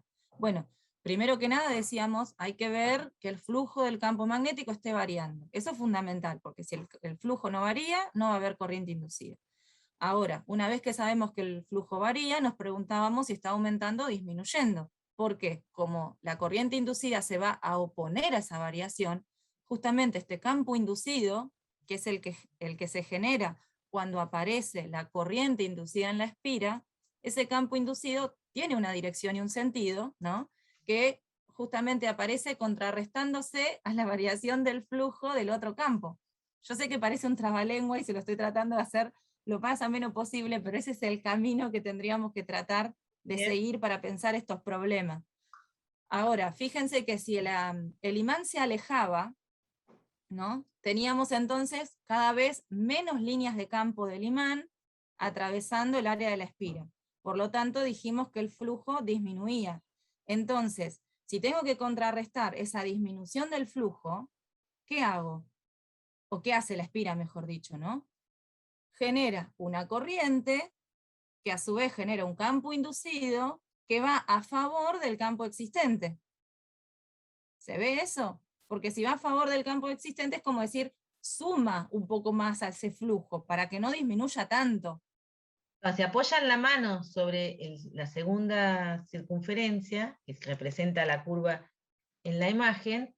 Si le apoyan la mano y siguen las flechitas de esa corriente, el campo, la punta del pulgar da hacia ustedes. Ahora, si esta circunferencia la representan acá, y el hacia ustedes es esta cara verde, el campo inducido tiene la misma dirección que el campo del imán, o sea que ambos están contribuyendo. Como el imán se estaba yendo, había menos líneas de campo del imán, entonces el campo inducido agrega líneas para tratar de compensar el efecto. Es un trabalenguas y hay que pensar despacio, pero es fundamental entender eso para no equivocarse con esta ley. Tal cual. Profe, tengo una pregunta. Dale. Entonces, ¿el campo inducido siempre va en la dirección del diferencial de área? No. Porque si no, no me cierra. No termino de entender cómo me di cuenta. Sí, pero en la dirección, o sea, apoyado con la misma recta, digamos, si vos querés decir dirección, sí, pero no en el mismo sentido, ¿eh? Dirección en el sentido de, porque encima es el campo de una espira. Sí, tampoco es uniforme, solo en el eje, es así. Iría la componente que atraviesa, la que hoy hablamos cuando hablamos de flujo, que nos teníamos que quedar con la parte que era paralela al diferencial de área, siempre va a estar en la componente, vamos a considerar la componente que va en la dirección del diferencial de área. Eso es así por la definición del flujo. Ahora, si va hacia la izquierda, la forma del campo va a depender. Acá si tenemos una espira, será el campo de una espira, como vimos en un caso cuando miramos los flujos, cómo eran los campos y demás, hace 2 o 3 atrás. Después, si el sentido del campo inducido, va a depender del sentido del campo presente, del que está variando, y de si ese campo está aumentando o disminuyendo. Entonces, en el caso... perdón, decía el flujo está aumentando, del flujo de ese campo está aumentando. Claro, si el flujo de ese campo, sí, yo me fui a pensar, igual está bien aumentando y disminuyendo, o sea, porque si el campo está aumentando en intensidad, ¿sí? Está aumentando el flujo. Claro. Pero a vos claro, pero por ahí a veces después se quedan con la... Claro, pero tienen que pensar. Siempre piensen en el flujo, o sea, siempre acuérdense que es variación de flujo. Claro, pero tienen que pensar si está aumentando o disminuyendo el flujo, que en este caso sería aumentar o disminuir el campo, o las líneas de campo que están atravesando. O sea, cuando nosotros acercamos el imán, que tengamos más líneas de campo, significa que tengo más intensidad del campo magnético. Claro. ¿Sí? Entonces, ¿eso qué produce? Que si yo acerco el imán, tengo un mayor flujo del campo del imán a través de la espira hacia la derecha. Entonces, ¿qué necesito? Generar un campo inducido que compense ese mayor flujo, ese aumento del flujo del campo magnético, que necesito un campo que vaya hacia la izquierda, para que trate de compensar. O sea que el sentido va a depender de si está aumentando o disminuyendo el flujo, y en este caso uno termina viendo que está directamente relacionado, en este caso de acercar un imán, en aumentar Claro. la intensidad del campo en la región de la Ujú. espina, y además, o sea, si está aumentando o disminuyendo el flujo, y en qué dirección está ese flujo, ¿no? Que ahí está en el sentido, en el signo. ¿Bien? Claro. Bueno, ahora tenemos otro caso, sé que no se preocupen, seguimos practicando. Sí. Y en algún momento va a caer la ficha. Vamos, si quiere volver la Sí, cosa. sabemos que este tema es complicado, por eso tratamos de ir paso a paso, pero bueno, paciencia, a veces uno no lo engancha en la primer clase. No se sientan mal Profe, porque es normal. Sí, ¿cuál es la parte de atrás de la espira? ¿La de la izquierda o la de la derecha? La que de la izquierda. La que está contraria al Ah, diferencial. ok. claro, Esa le podemos llamar parte de atrás, si querés, ¿no? La que va contraria al diferencial de claro. área sería la parte de atrás, y la saliente, la parte de adelante, es la que va con el diferencial de área, que hablamos cómo meter el diferencial de área, ¿no? Ah, entonces la línea izquierda es la de adelante. ¿Es Sí. la que está más cerca de nosotros? Ah, ok. Estos dibujos cuestan un montón, ¿no? Uno no sabe cómo dibujarlos porque están en perspectiva y no sabes cómo marcar que el de adelante es el de adelante, ¿no? Pasa que Ahora cuando ahora, decías la línea izquierda te referís a los circulitos estos que están de frente. Claro, no, en estos de acá. Me mareé yo con la pregunta, digo, ¿a qué le estás llamando línea izquierda? esa. A esta que estoy marcando acá sería el lado que está más cerca nuestro. Pasa que ahora no me da la mano derecha. ¿En dónde no te da la mano derecha? ¿Cómo? Tipo, el campo inducido va para la izquierda, ¿no? En este caso El sí. campo inducido cuando en el primer caso, cuando acercás el imán, Sí, en ese caso el campo va para la sí. izquierda, claro. Y está bien porque vos recorres la mano, ponés la mano. Y la cara del chico va para el otro lado. La cara del O chico. sea, el chico va de No, espaldas. eh, no, o sea, en los círculos de abajo, la cara del chico sos vos, adelante de la pantalla. me parece que la cara del chico es el que dibujamos acá caminando para poder definir el diferencial. Ese. Ese olvídatelo. Una vez que. No, yo decía la carita verde. Claro, tenemos muchas caritas acá. Hay muchas caras ahora. El tipito que está caminando arriba del área, para lo único que lo usamos es para poder dibujar este diferencial de área, para ayudarte a dibujar este diferencial de área. Claro, acordate que Olvídate de ese tipito. Ah, bueno, sí, Ahora yo lo acordate que quise usar dijimos, para no lo ver la queríamos circulación dibujar. de la corriente. Para verla. No, por eso, ojo. No lo queríamos dibujar porque sabíamos que podía causar confusión Claro. ese, justamente, ¿no? Ojo. Ese era para definir bien el diferencial de área, que bueno, que estábamos repasando para dónde apuntaba o cómo se definía como positivo o negativo. Pero una vez que eso ustedes lo manejen, no es necesario que dibujen esa circulación, digamos, de cómo camino la curva para que me quede el diferencial de área positivo. Eso lo aprenden una vez, digamos, y después lo usan directamente. Lo que sí es importante es definir el sentido de la corriente inducida, teniendo en cuenta lo que hablábamos recién, ¿no? La variación de flujo, para dónde tiene que apuntar el campo inducido, bueno, esos son los pasos que tendrían que seguir para poder establecer el sentido de la corriente inducida, ¿sí? Y ahí te tendría que quedar la regla de la mano derecha igual. O sea, Claro, el Por tema eso acá, ¿el sentido cuál es? el sentido de la corriente, de que Sí. el que está marcado, la flechita azul, ¿no? O sea, sentido, ¿qué te da eso? Sentido horario es, ¿no? vos estás del lado de frente. Ah, bien. Entonces, ¿Sí? la Es carita. sentido horario. Vos estás acá mirando la pantalla. Esto está en la pantalla, ¿sí? Vos sos la carita verde, estás adelante de esto, del plano de la pantalla, ¿está bien? La corriente circula en sentido horario, entonces el campo inducido va entrante a la pantalla. Traducido arriba va para la izquierda. Perfecto. Ahora sí. ¿Sí? Genial, Sí. buenísimo. Gracias. No, por favor. Y ahora, porque para que la vida no sea sencilla, dimos vuelta al imán. Qué ganas, qué ganas. Carita feliz de vuelta del lado correcto. Superficie curva lo mismo, lado izquierdo va hacia adelante, diferencial de áreas en la carita feliz. ¿Qué dirían, por ejemplo, en el primer caso? Acerco el polo sur ahora a la curvita, a la espirita. dibujar el diferencial de área. ¿El flujo aumenta o disminuye? A ver, ¿qué opinan ahí? ¿Se acuerdan qué pasaba cuando alejamos el imán ahora? Ahí lo estamos acercando, vamos con, aumenta o sea, aumenta o disminuye, acercamos el polo sur. Ah, perdón, lo entendí al revés yo. Ya estaba, me había ido al lado de los tomates. Damos vuelta al imán, pero lo acercamos, ok. Primero lo acercamos, luego lo dejamos. ¿Qué pasa cuando lo acercamos? ¿Aumenta o disminuye el flujo? Aumenta el módulo y con el signo opuesto. Claro, entonces en realidad aparece la corriente inducida. Disminuye, en el chat dice cuando no se el módulo. acerca el flujo disminuye, claro. Claro, porque decrece en realidad porque tiene signo negativo. En valor absoluto está creciendo, pero si soy formalmente matemática tendría que decir que decrece porque tiene signo negativo. Y ahí está la dirección de la corriente inducida. ¿Qué opinan de la dirección? ¿Les gusta? ¿La podrían justificar? Tiene la misma lógica que la de arriba, ¿no? Ustedes son la carita feliz, están mirando la curva, el lado izquierdo de la curva dibujada, dice con el lado izquierdo de esto, es esto, ¿no? ¿Qué opinan? ¿Les gusta que la corriente inducida circule en esa dirección? Tendría que ser para la otra dirección, dice Candela en el chat. Apoyemos mano sobre la curva, mano derecha, ¿hacia dónde sale de acuerdo a este dibujo que tiene esta corriente dibujada, circulando así, hacia dónde va el campo inducido si la corriente fuera esa? ¿Hacia nosotros o hacia dentro de la pantalla? Hacia nosotros. Hacia nosotros. Vamos ahora a la carita feliz. ¿Hacia la carita feliz o hacia el lado del imán?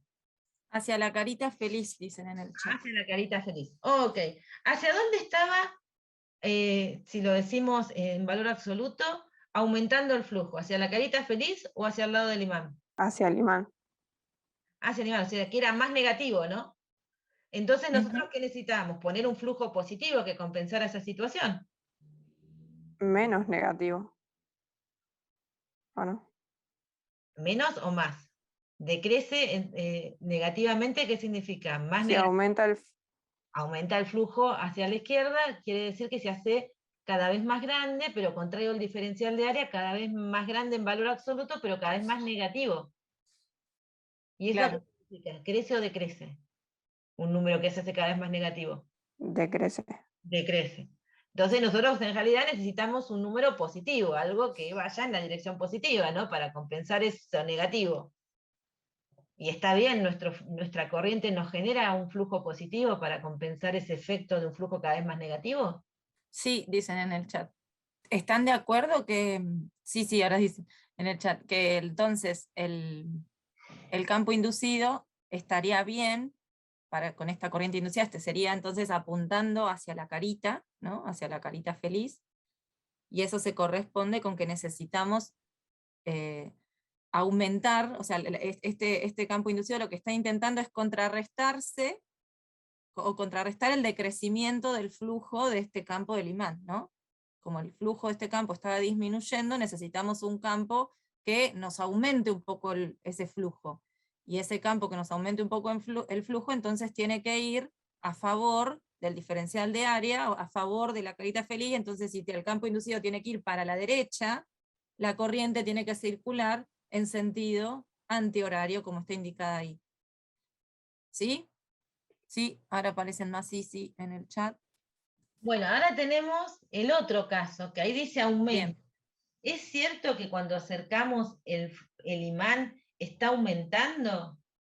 Perdón, que cuando alejamos el imán está aumentando el flujo. Porque primero era acerco imán, acá es alejo, ¿no? Ahí dice que aumenta el flujo. Yo alejo el imán, tendría menos líneas de campo, ¿no? Pero Claro. el flujo es negativo, tengo un flujo que es un poquito menos negativo, ¿no? Claro. En el chat dice disminuye su módulo, pusieron en el chat. Claro, disminuye el módulo, pero como es negativo, eso significa que aumenta. Si yo tengo menos 2, voy hacia menos 1, estoy disminuyendo el módulo, pero estoy aumentando numéricamente el número. Bien, es menos negativo. Y entonces ahí podemos hacer un análisis similar con la corriente, en donde ven que si apoyan la mano derecha sobre esta corriente, van a ver un campo magnético inducido entrante, en la pantalla, si giran ese dibujo, porque ustedes serían la carita feliz que mira la pantalla, si miran este dibujo, el campo magnético está apuntando el inducido en la misma dirección que el campo del imán, o al menos la componente que es paralela al diferencial de área lo hace, y eso nos está diciendo que está tratando de sumar líneas de campo en la misma dirección que las del imán, porque el imán se está alejando y está poniendo en juego un campo menos intenso, o sea, con menos líneas de campo en esa región. Esto lo seguimos viendo, esto lo pueden volver a escuchar cuando... Y acá nos preguntan si cambiarían las respuestas si mantenemos fijo el imán y movemos la espira, y no, o sea, podemos hacer los mismos análisis, pero quieto el imán y moviendo la espira, porque el efecto sería similar, ¿no? Obviamente tienen que pensar, ¿no? Acerco la espira al imán, es lo mismo que acercar el imán a la espira, a eso se refiere, alejo el imán de la Claro. espira, alejar la espira del imán, digamos. Pueden analizar lo mismo. Bueno, y ahora viene otra experiencia, esta ya tiene más el dibujito, ¿viste? De los libros, que se parece más a Faraday, porque yo siempre digo, viste, que en la época de Faraday usaban esas camisas abullonadas los hombres, ¿no? Entonces, Tal cual. esta es la Sí. mano de Faraday. Bueno, y fíjense, el amperímetro de Faraday, esto es el amperímetro de la época. Capaz que en el Museo de Física hay alguno de este estilo. No ¿No? sé si tan así hay. ¿No? Puede ser. Bueno, entonces, primero dijamos cuál es el aparato de Faraday, ¿no? Acá tenemos el bobinado, parecido al que mostrábamos en los dibujos anteriores, conectado a un amperímetro. Y acá tenemos un segundo bobinado, otro solenoide, que se conecta a una fuente. Entonces, ¿cuál es la diferencia con el experimento anterior? Que ahora, en lugar de mover imanes, lo que estamos haciendo es trabajando con el campo magnético que genera una corriente. Recuerden que el solenoide, cuando lo vimos tenían un campo relativamente uniforme dentro del solenoide, y cuando llegábamos a los extremos, las líneas de campo salían del solenoide, y un solenoide se parecía mucho, mucho a un imán. Bien. Entonces, lo que hace al entrar y sacar y poner al solenoide es algo muy similar a lo que uno hace al mover el imán. Entonces, la conclusión de este experimento es que también podemos lograr el mismo efecto si alteramos el campo magnético producido por una corriente. En este caso, está moviendo directamente al solenoide que produce el campo magnético, pero el campo magnético del solenoide lo produce la corriente del solenoide. Bien. Entonces, el solenoide 1 está conectado a una batería, porque obviamente necesitamos que circule una corriente sobre ese solenoide para generar el campo magnético. Que actúe este solenoide con su campo magnético muy similar al experimento anterior donde te poníamos un imán. El solenoide 2, sin conexión con el solenoide 1, obviamente si tiene conexión con el solenoide 1 sí va a pasar una corriente, porque el solenoide 1 está conectado a una fuente. Y conectado, bueno, acá habla de un galvanómetro, que yo les debo haber hablado en algún momento, que es una especie de amperímetro, pero de mayor precisión. En general, los galvanómetros son aparatos para medir corrientes muy, muy pequeñas. Se usan en general para lo que se llaman métodos de cero, que son métodos donde uno en general quiere ajustar cosas para que por ese lugar no pase corriente, ¿no? Entonces, necesitan lo más preciso posible para medir la corriente, y en eso los galvanómetros son lo mejor. Por eso está conectado a un galvanómetro. Pero ustedes pueden llamarlo amperímetro porque básicamente es para medir una corriente. Mientras se introduce el solenoide 1, en el solenoide 2 se detecta una corriente inducida en el solenoide 2, el que está conectado al galvanómetro, cuyo sentido de circulación es opuesto a la corriente del 1. Dejamos quieto el solenoide, no hay corriente inducida. Bueno, antes de avanzar, ¿por qué sería opuesto? ¿No? Podríamos pensar eso. Supónganse que, fíjense que acá tienen una flechita, porque con este tipo de batería uno no sabe dónde está el positivo claramente. Entonces tiene una flechita, cómo está entrando la corriente y cómo está saliendo el solenoide. Entonces podríamos imaginar, supónganse que el campo magnético del solenoide está apuntando desde la base hacia la mano, ¿no? Sería claro, como tener el campo apuntando hacia arriba, digamos. Entonces abajo están como entrando al solenoide. Si yo introduzco ese solenoide con ese campo que está apuntando hacia arriba, estoy haciendo más intenso el flujo hacia arriba, al atravesar las espiras del solenoide que está abajo. ¿Bien? Entonces, ¿qué necesito? Que el solenoide de abajo genere un campo contrario, en la dirección contraria, para compensar ese aumento. Y ese campo que está en la dirección contraria, obviamente lo voy a generar si la corriente en el solenoide circula en la dirección contraria. Porque si circulara en la misma dirección que el solenoide 1, genera un campo en la misma dirección y sentido que en el solenoide 1. ¿Bien? Entonces, solo haría el efecto de aumentar aún más el flujo. Yo lo que necesito, si estoy introduciendo al solenoide 1, que es el que estoy metiendo más campo del solenoide 1, es que necesito contrarrestar ese efecto, ese aumento que genera el solenoide 1 con su campo. Entonces necesito un campo opuesto. Entonces necesito que la corriente en el solenoide 2 circule al revés, para que haga un campo en la dirección contraria y compense. Esto es como que le está agregando pimienta al problema, ¿no? Porque ahora tenemos que pensar hacia dónde se generan los campos de los solenoides. Bien. Pero es un típico problema de estos también. Obviamente si lo dejamos quieto, no pasa nada. En un solenoide adentro del otro quieto, hay un campo, pero no pasa nada porque no hay variaciones de flujo. La pregunta es si hay un flujo a través del solenoide 2 cuando estamos cuando estamos con un solenoide 1 ahí, medio adentro del solenoide 2, pero lo dejamos quieto. ¿Qué opinan? ¿Hay un flujo a través del solenoide 2 producto del campo del solenoide 1? Si lo dejamos quieto. Son dos preguntas. ¿Hay flujo? Claro. Tenemos que dejar al solenoide 1 quieto ahí. Tiene su corriente el solenoide 1. Nadie le apagó la corriente al solenoide 1. Lo que hicimos es dejarlo quieto, dejar de moverlo. ¿Hay flujo a través del solenoide 2 del campo que generó el solenoide 1? ¿Sí?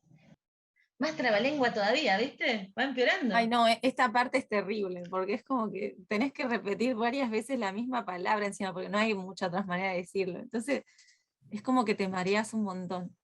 Sí. Pero, ¿qué opinan con el flujo?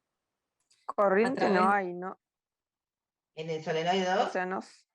En Claro. el solenoide inducida. Si no tenemos campo del solenoide 1. Nunca desconectamos al solenoide 1. Lo único que hicimos es dejarlo quieto, dejar de moverlo. Así que corriente ¿A través de qué superficie el flujo? De las espiras del solenoide 2. Claro. O sea, de los anillos estos de cable, ¿no? O sea, esto que el solenoide, acuérdense que es, como habíamos visto hoy, ¿no? Una bobina con muchas vueltas, muy juntitas, ¿sí? Como pensar en muchas espiras, una arriba de la otra, si quieren. Sí, agarrás un tubo y vas enroscando una espira tras otra y cubrís todo el tubo. Claro. Ni siquiera se preocupen porque sea, el 1 tiene que ser un solenoide para poder generar un campo parecido al del imán, ¿no? Pero el 2, claro, hacerlo más para tener una analogía con el imán. El 2, si quieren, imagínenselo como una sola espira, o como tal dos, cual. no importa. ¿Hay flujo a través del 2? Sí, hay. Bien. ¿Varía totalmente cuando dejo quieto el solenoide 1? No varía. No varía. O sea, y eso es lo que lleva a la misma respuesta que antes. Si hay un flujo, sí lo hay. Como no varía, como lo mismo cuando dejábamos quieto el imán, no hay corriente inducida. Y vamos al otro experimento. Sacamos al solenoide 1. Mientras lo estamos sacando, al solenoide 1 del 2, o sea, lo estamos subiendo, en el solenoide 2 se induce una corriente inducida cuyo sentido de circulación es el mismo que el de la corriente 1, que en el solenoide 1. Bien, ¿por qué será el mismo? La corriente inducida circula en la misma dirección que la que circula la corriente en el solenoide 1. ¿Para qué queremos eso? Para que se sumen, ya que el flujo está disminuyendo. Claro, perfecto. O sea, necesitamos que el solenoide 2 genere un campo en la misma dirección y sentido que está generando el solenoide 1 para que se sume, porque el solenoide 1 se está yendo, está sacando líneas de campo de adentro del solenoide 2. Entonces, para contrarrestar esa variación de líneas de campo, el solenoide 1 está intentando agregar líneas. Cuestión es que el caso es un poquito más complejo, igual esto lo vamos a hacer, pero la conclusión de esta experiencia es nuevamente que podemos inducir una FEN mediante un campo magnético variable, pero esta vez generado por un circuito. Y acá agregamos cosas, ¿no? ¿Por qué? Porque cuando nosotros movemos tanto al imán como al solenoide, ya se nos escapó en el ejemplo, estamos variando el campo magnético que es en esa región, ¿no? Si nosotros corremos el imán, la región que antes tenía un campo por ahí más intenso, si alejamos el imán, ahora va a ser un poco más débil. O sea que estamos variando en la región, por ejemplo, acotada por el circuito 2, o las espiras que están siendo afectadas, estamos variando el campo en esa región. Entonces, una variación de campo magnético que puede ser generada porque andamos moviendo imanes, o puede ser generada porque estamos alterando, por ejemplo, moviendo un campo magnético que es generado por otra corriente, como sería la del solenoide. Al modificar en esa región del campo magnético, modificamos el flujo a través de un dado circuito y eso genera una FEM.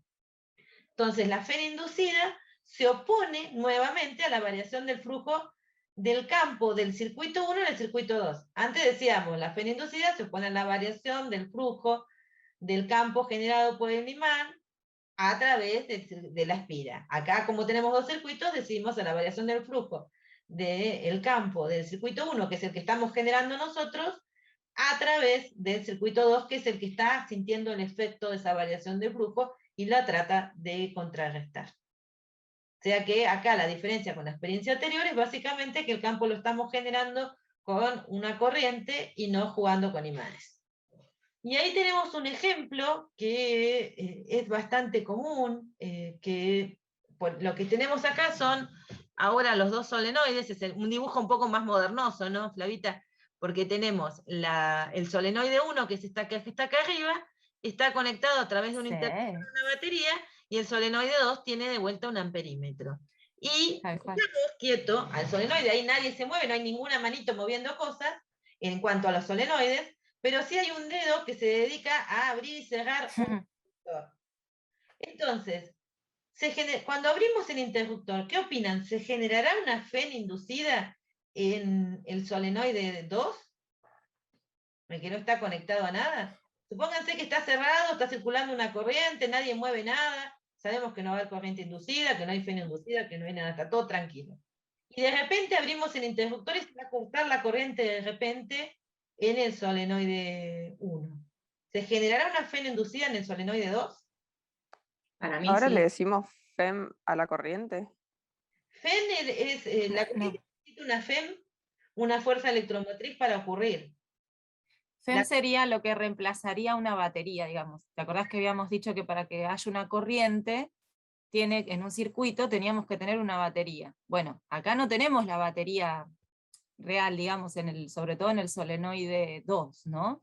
No es que hay una batería, lo que se genera es una FEM inducida, o sea, es como el mismo efecto que tendría si vos enchufás ese circuito a una batería, digamos, ¿les parece? Es re larga la frase, pero bueno, no se me ocurre. Sí, sí. Claro.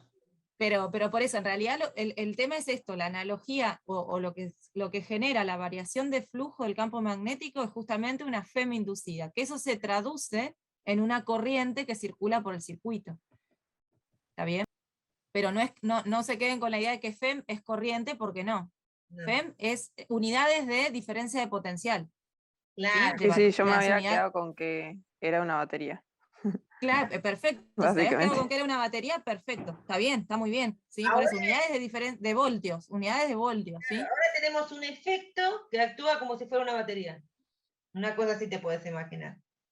Claro. Las evidencias de que eso está ocurriendo las dan las corrientes inducidas.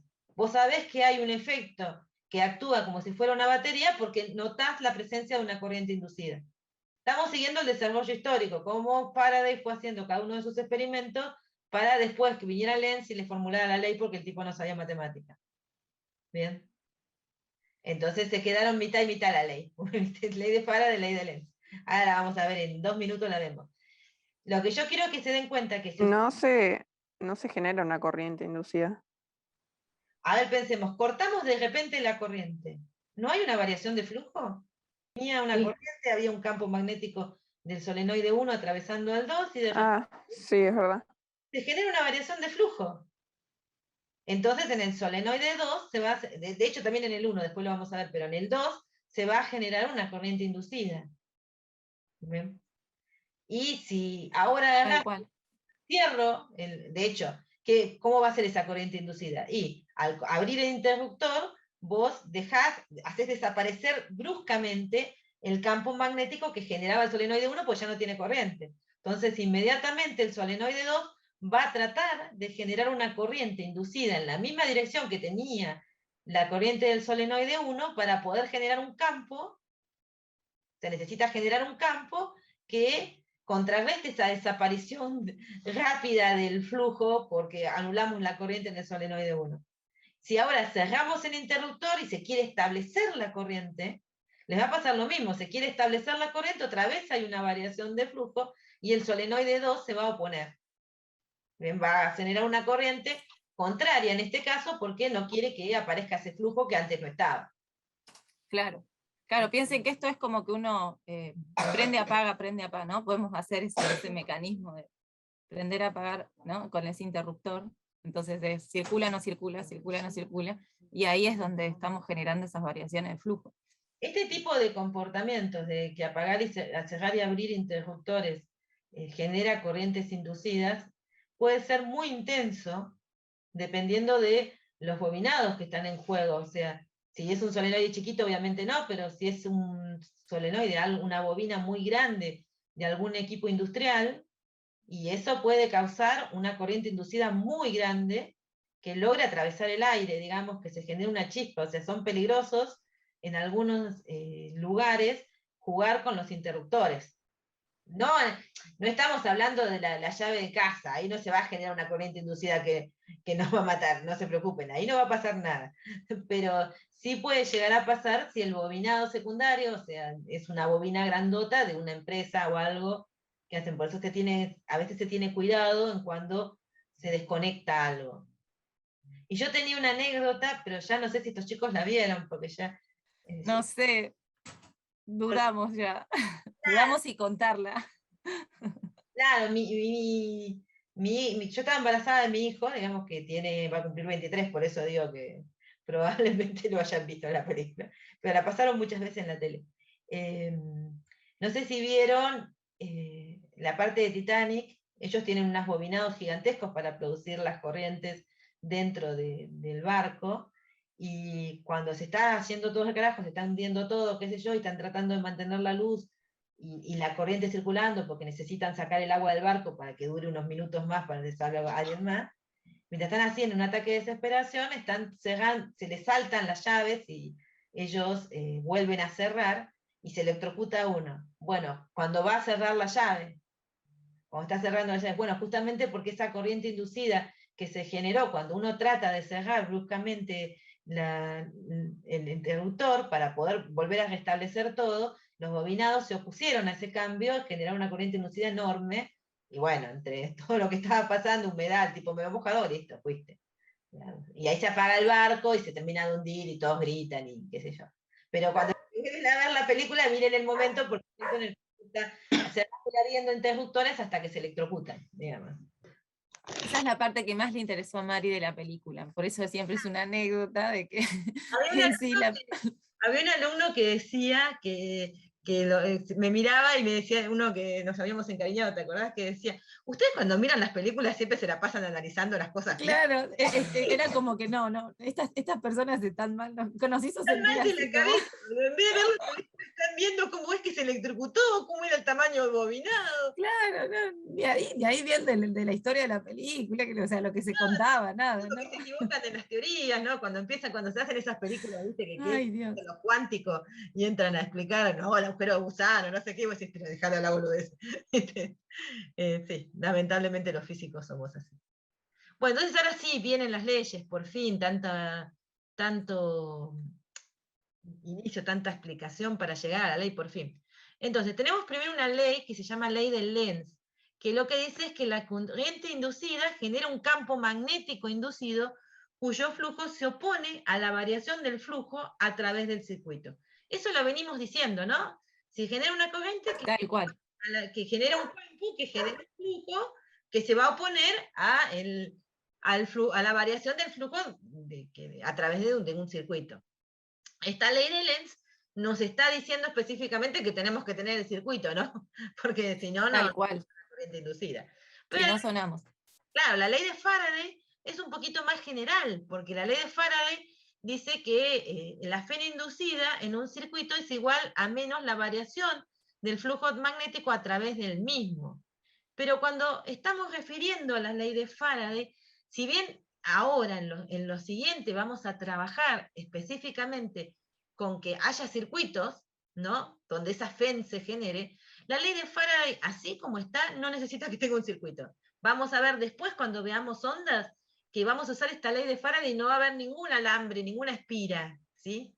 Pero por ahora, que la estamos aprendiendo, vamos a seguir la historia de Faraday y vamos a decir que la FEN inducida en el circuito es igual a menos la variación del flujo magnético a través del mismo.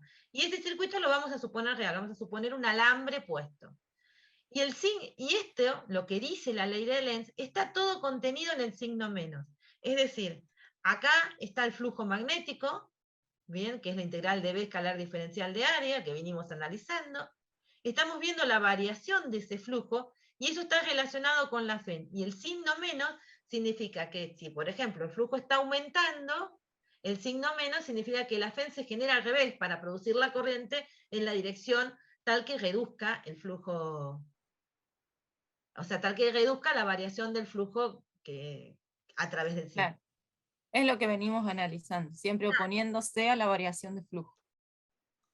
Entonces uno tiene que saber escribir este flujo, que de vuelta, recuerden que esta integral es abierta, así que no tenemos ningún problema con la ley de Gauss para el campo magnético, porque es abierta. Si pusiéramos una cerrada, esto no sería la variación del cero, ¿no? No tiene sentido. No. Tiene que ser una superficie abierta que está contenida por el circuito, por la curva que estamos eligiendo para calcular la FEN inducida. Y si hay una variación de flujo a través de esa curva, se va a generar una FEN que, si puede generar una corriente porque el circuito está cerrado, va a generar un flujo que se oponga a la variación de flujo que teníamos. Y ese que se oponga está en este signo menos que aparece en esta ley. Y preguntar de qué maneras podemos variar el flujo, porque vinimos jugando un poco. Y justo me estaba preguntando eso, yo digo, ¿quedó claro de qué manera se podía variar el flujo?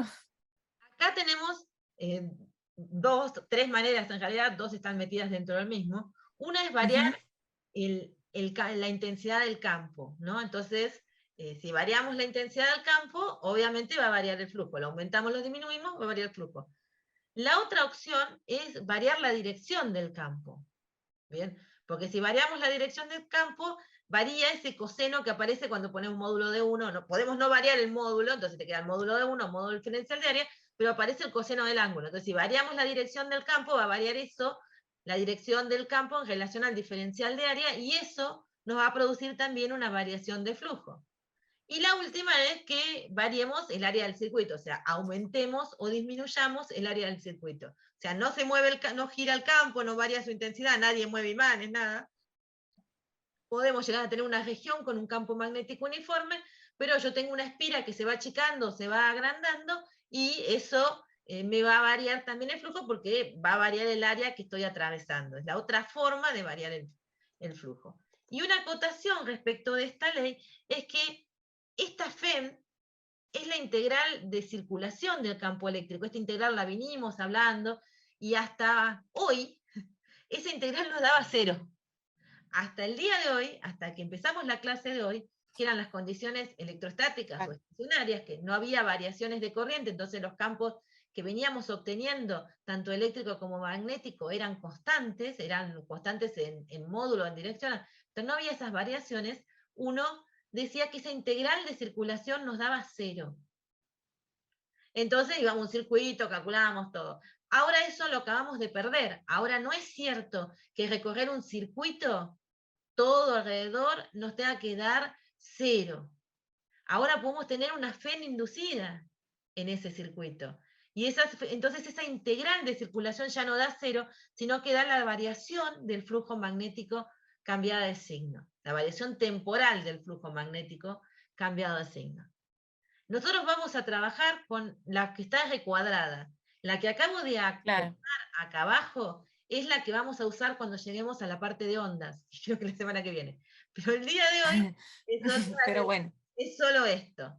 es un spoiler esta, es un adelanto de lo que va a pasar, claro. Claro, pero también es importante saber que rompimos todo, ¿no? Porque acabamos de salir de las condiciones estacionarias, ahora los campos varían con el tiempo, y ese efecto de un campo magnético variable en el tiempo me genera que la integral de circulación del campo eléctrico ya no sea cero como era antes, y ese recorrido en una malla cerrada me dé cero, sino que ahora tengo una FEN, ahora puedo tener una corriente en un circuito sin tener una batería, o sin tener un capacitor cargado. Eso es lo que me está diciendo cuando yo escribo la ley o así, ¿no? Lo que pasa es que potencialmente escribirla de esta forma nos deja después independizarme de que esté ahí o no un circuito. Vamos a ver bien qué significa eso. Claro. No lo metamos ahora. Pero otra cosa interesante es que si esta integral de circulación del campo no da cero, el campo eléctrico dejó de ser conservativo. O sea que ya le asociamos al campo eléctrico un potencial, bueno, ya no sería tan, ya no sería la idea. Claro, estamos en otras condiciones ahora. Acabamos de cambiar las condiciones. Acabamos de ampliarlas, digamos. Ustedes piensen que este es un desarrollo histórico, que uno empezó con ideas y fue avanzando en el tiempo y cambió. Y ahí tenemos el cambio, digamos. Eso mismo estaba pensando. Por ahí uno se olvida de esa parte, ¿no? Pero bueno, estas fueron experiencias que en parte, fue Faraday más que nada quien las llevó a cabo, ¿no? Pero bueno, fueron experiencias que se fueron haciendo y por ahí la parte matemática llegó bastante después, no fue todo de la mano, digamos, como uno se lo imagina. Entonces, que bueno, por ahí es muy difícil transmitir todo eso en una clase, porque por ahí también nosotros queremos que después ustedes aprendan a usar estas leyes, ¿no? Pero es muy interesante cómo se dio todo el desarrollo de esta parte de la electricidad y el magnetismo que se empiezan a mezclar ahora, porque fíjense que aparece un campo eléctrico de un lado de la igualdad, pero aparece una variación de flujo del campo magnético del otro lado, entonces, bueno, son cosas como que se empiezan a mezclar, y gracias a eso es todo lo que tenemos ahora, ¿no? También como electricidad, como internet, como un montón de cuestiones que tecnológicamente avanzó la humanidad, digamos, pero que fueron surgiendo así, Claro, desde pequeños experimentos. Uno venía en la historia que la electricidad era una cosa, el magnetismo es otra, y un día vino y dijo, mira, con una corriente puedo generar un campo magnético, no son tan distintos. Tal cual. Y ahora vino Faraday y dijo, guarda, que si varío el campo magnético también puedo generar un campo eléctrico, porque esta ley nos está diciendo que variaciones del coso, que hay una circulación de campo eléctrico, entonces quiere decir que hay un campo eléctrico. O sea, para que ese circuito, las cargas se muevan, recuerdan que la condición última es, tiene que haber una diferencia de potencial, tiene que haber un campo eléctrico que mueva esas cargas. ¿Entendés? Entonces, wow, hay un campo eléctrico dentro del circuito y no metí ninguna fuente. ¿Entendés? Entonces es como que, wow, entonces quiere decir que están bastante relacionados estos dos campos, que en realidad no es la electricidad y no es el magnetismo por separado, sino son todos una misma cosa. Bueno, yo les doy un paso acá porque ya es mucho. Bien. Empezamos con los ejemplos en la segunda parte y nos quedan algunas definiciones también. Pero por ahí... En esa parte vemos bien esta FEM cómo se asocia con la corriente, ¿no? Claro, sí, son todos. Bien, perfecto. No, porque todavía creo que queda ahí medio en el aire, o dónde metemos la corriente, es como que... Miren, empiezan a aparecer los casos. Pero perfecto, genial, bárbaro.